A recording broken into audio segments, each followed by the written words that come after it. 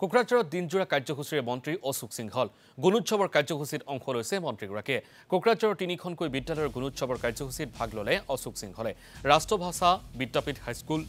Kokrajhar girls higher secondary Vidyalaya আৰু আদৰ্শ বিদ্যালয়ৰ গুণোৎসৱৰ কাৰ্যসূচীৰ উপস্থিত থাকিল অশোক সিংহল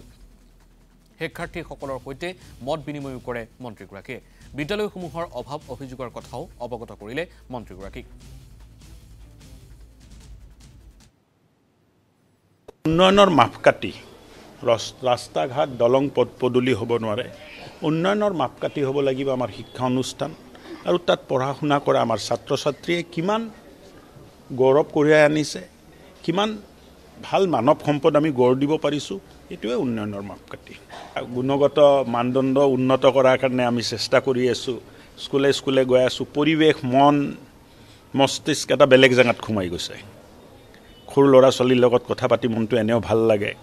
তেখেতসকলে সপোন এটা দেখি আছে কেইবাজনীৰ লগত কথা পাতিলোঁ কোনোবাই ইঞ্জিনিয়াৰ হ'ব খোজে কোনোবাই ডক্টৰ হ'ব খোজে কোনোবাই প্ৰফেচৰ হ'ব খোজে চ' তেখেতসকলৰ সপোন আমি কেনেকৈ বাস্তৱ কৰিব পাৰোঁ তেখেতসকলক কেনেকৈ আমি সহায় কৰিব পাৰোঁ এই চিন্তাতে আছোঁ চাওক 1 লাখ ডেকা ল'ৰা ছোৱালীক আমি নিযোগ কৰিলোঁ আমি আপইণ্টমেণ্ট দিলোঁ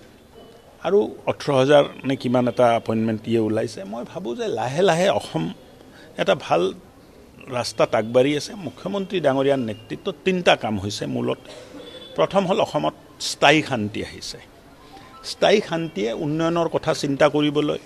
নতুনত্বৰ কথা চিন্তা কৰিবলৈ মানুহক প্ৰেৰণা যোগাইছে বাহিৰৰ পৰা ইনভেষ্টমেণ্ট অহা আৰম্ভ হৈছে পৰিৱেশটো ভাল হৈছে মানুহে